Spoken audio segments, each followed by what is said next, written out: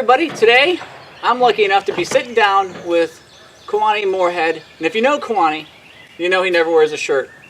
Could be negative 37 degrees in the middle of winter, and he's going to be outside doing bushcraft topless. He should have his own channel called Topless Bushcraft. Probably.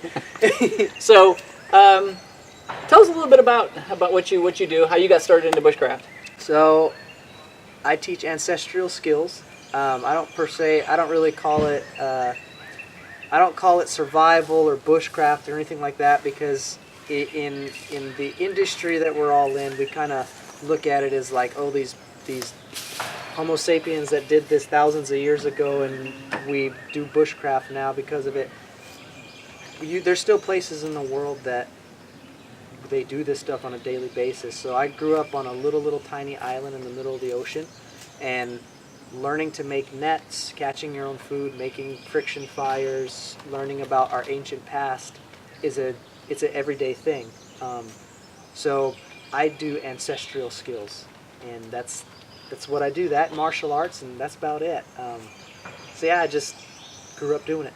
So when you say ancestral skills, you're talking about skills that were passed down, father to son, mother to daughter, right on down through the lineage of time, Yeah. through the generations. So it's the stuff that we would call survival. Right. Isn't survival. It's everyday life. Yep. Still in much of the world. It is. It is like so. The stories I grew up. So one of my favorite stories is growing up. I grew up on a flower farm, and learning wild edibles from my dad. He's saying, here's a plant that tastes like honey, taste this. And he learned that from his great-grandmother, who's from Niihau, which is a real small island that nobody can go to. And just growing up with my uncles showing me how to hunt. And okay, we use rifles now, but you have to know what we used back then. And our history goes back thousands of years, so it's cool to grow up being able to use the modern stuff, but know why and how to use the older stuff. And it's just a way. There's a real big movement going on where I'm from now that we're reclaiming what we lost, and having that connection is really awesome. Well, as I say, there's that's the bad thing about where we are in time right now, is I think that we have lost a lot of where we've come from. As Americans, I think we've lost a lot. I mean, what the American Indians had when the settlers came in and the pioneers came in, they either ransacked, pillaged, and those ways have been lost. And some people are now reinventing them or rediscovering them.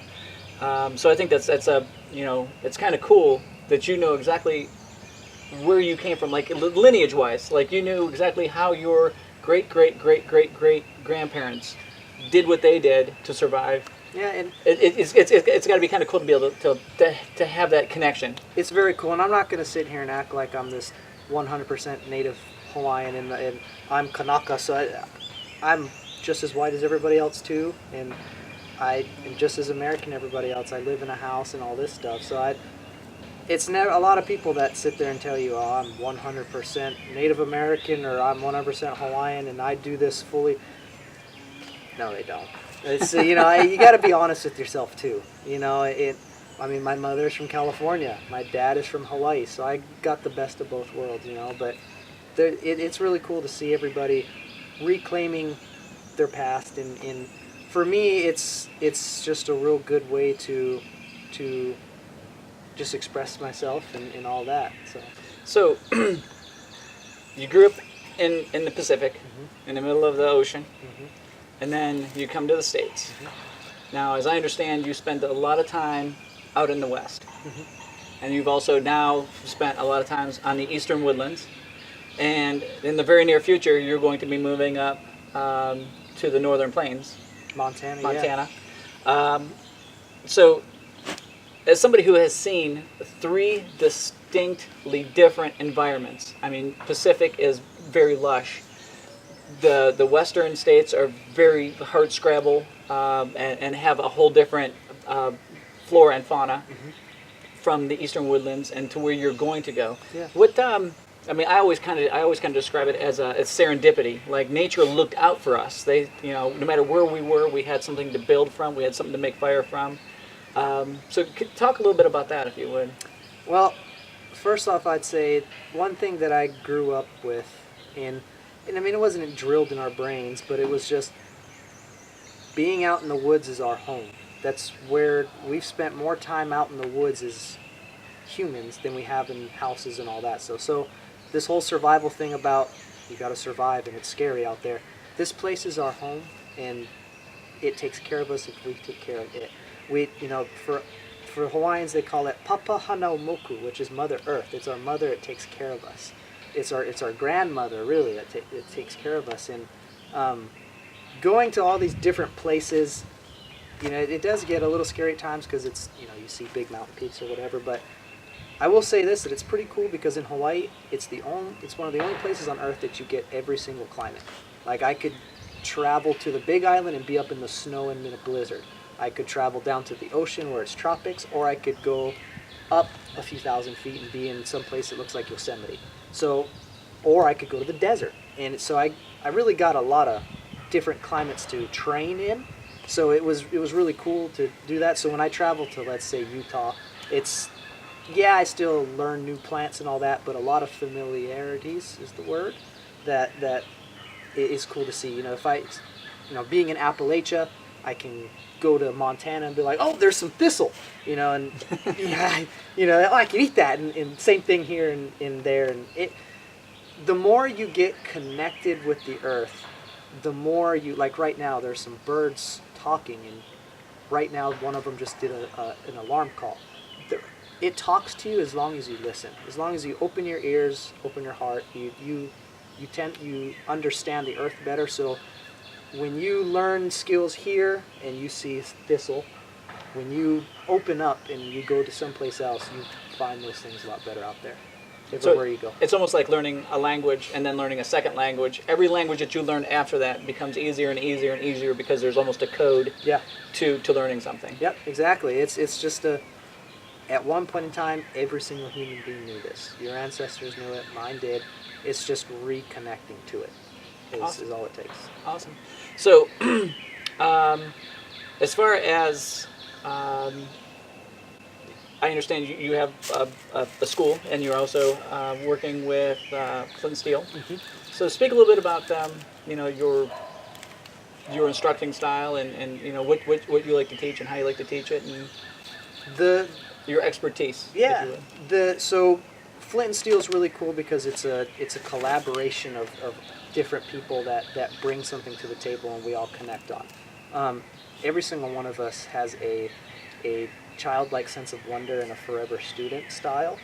And I mean, I was just with Carly Fairchild, and she's wants to learn everything, and I want to learn everything off of her, you know. For me, what I bring to that in my school as well is I don't like to focus on the skill per se, because you have a lot of people nowadays to go and learn bow drill fire and things like that. For me, I like to show the skill, but not only show the skill, give a history lesson about it, where I come from and from other people. You know, I've spent time with the Hopi and the Cherokee, giving history of what was lost again, and then so teaching the skill, teaching history, and then really understanding the skill, not just being able to, I can do a bow drill fire, I'm a survivalist now.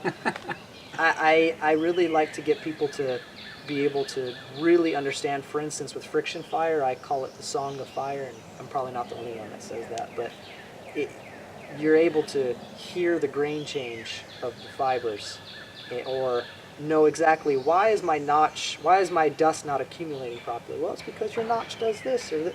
So I like to really get people, basically I like to teach teachers. Getting people better at teaching is what I like to do. So when you talk about a lot of things that you've already said, it talks about, to me, it talks about situational awareness. Yeah. And I think that people in general have lost situational awareness. It's because we live in a comfy, cozy life, and we don't have to worry about situational awareness as much as we used to. Yep. Because I'm not just a hippy-dippy island boy that runs around and is one with nature. Yes, I am, but also, I gotta let my hair down for that. But I'm also, you know, you talk about situational awareness. That's not just in the woods. That's in life, like you said. But, you know, on a combative standpoint, that's all. You know, situational awareness is everything. Because if you don't, you die, kind of thing. You know. Mm-hmm. So, yes, I'm not just a little hippy dippy guy. Cool. So I asked you to bring this specifically because we were just discussing bladed tools, and most of the people in the bushcraft community carry like a 4.5, 4.5, maybe 5-inch knife as their fixed blade. KAU'I likes to carry something a tad larger. Yep. Speak about the. So this one is the, and oh god, I'm gonna forget it. This is the Condor Pack Golok. I like Condor and LT Wright and Mora. All those guys are real good. But I personally like carrying a big knife.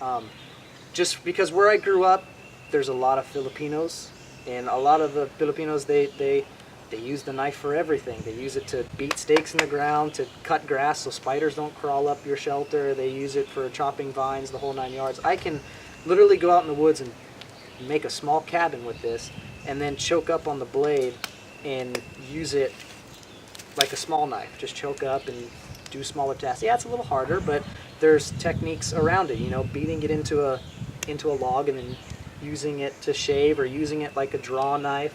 There's so many techniques that you can use with a big knife that you just can't do with a small knife, and that's why I choose a bigger knife. And yeah, it looks a little clumsy running around, and some people are kind of, when you see them on a trail, they go, oh god, that's a big knife. But I like bigger knives, and I like the what's the word for it? Like more old school looking knives. Like this one is like the wood and the hand forged look and all that. It's a little grittier, Yeah, a little rougher on the edges. Exactly. And also, you know, from a combative standpoint too, you know, I do kaui. So, you know, having it's like a stick in the Philippines, it's kaui, using machetes and all that. So I just feel comfortable with a big knife, and that's what I do with it. I can, you know, if there's no rocks, and it's, God forbid, in the bushcraft world, but I use it as a shovel if I need to get sassafras root out or whatever. So it truly is a one tool option. And I really learned that from and I'm probably going to sound like a fanboy, but he's a friend. A friend out of Utah, Matt Graham, uses big knives all the time, and that's who I learned it from. So I'm going to give credit where credit is due. And he showed me all about big knives, and watching him. Yeah, I don't know how to use a computer, but I watch stuff on the computer.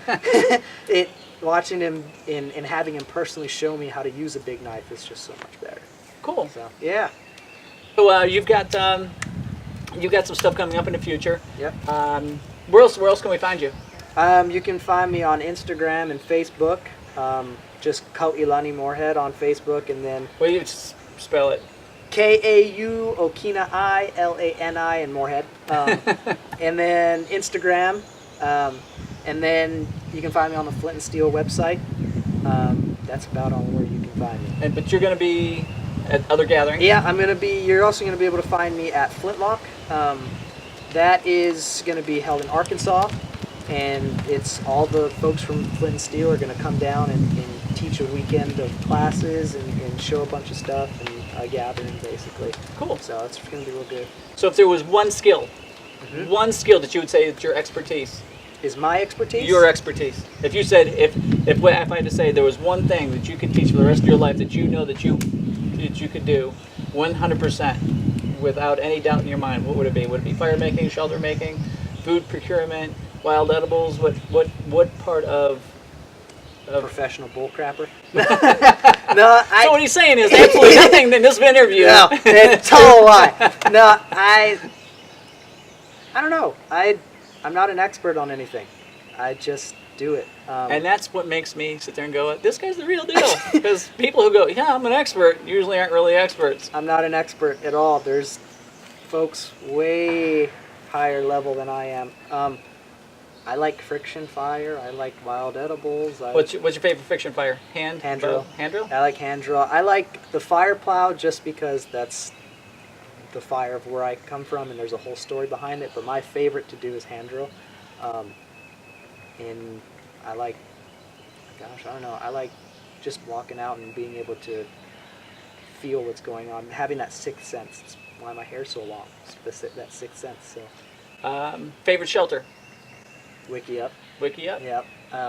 Having that fully enclosed and the heat being, having a fire swirling up, I like it. What's the longest you've ever spent outside by yourself in a camping type situation? 3 weeks, something 3 like weeks? that. I can't be alone for very long. A lot of people will get me on that. He's not real because he can't be alone.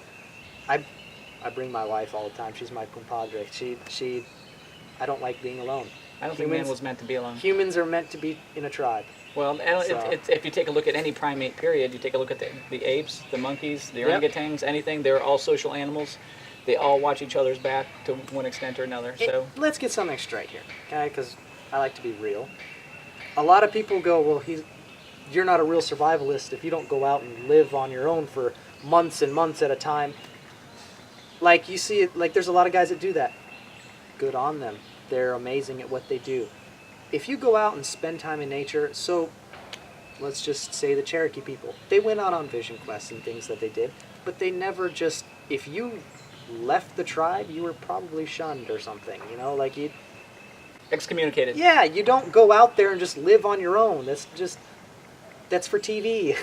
You know, nothing against that, but if you just, even your weekend warriors, if you've got skill, you've got skills. You know? So just do what you want to do.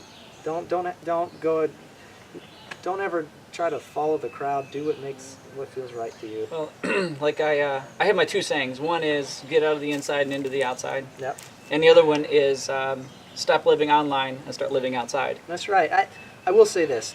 YouTube channels, other channels like yours and all that, it's really, really good info because back in the day, I was old enough to know what cell phones and all this stuff truly was. You know, I didn't really grow up with it.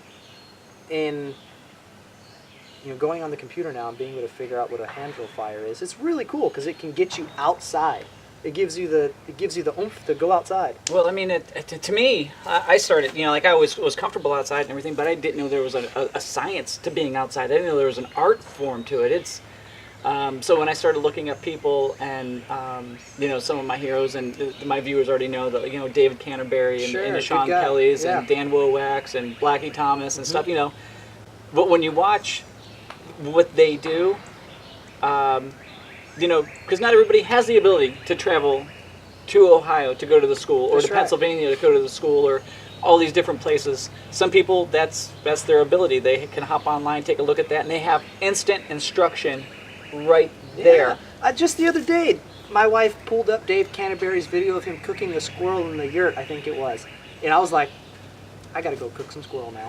So, it gets you outside. It gets you to go do stuff. Try stuff. Yeah, Absolutely. It gives you information. People like you that can give good information that people can go out and try, and they don't have to hear bullshit from one guy, bullshit from another guy, and not know how to do it. And so it's good to get info out there.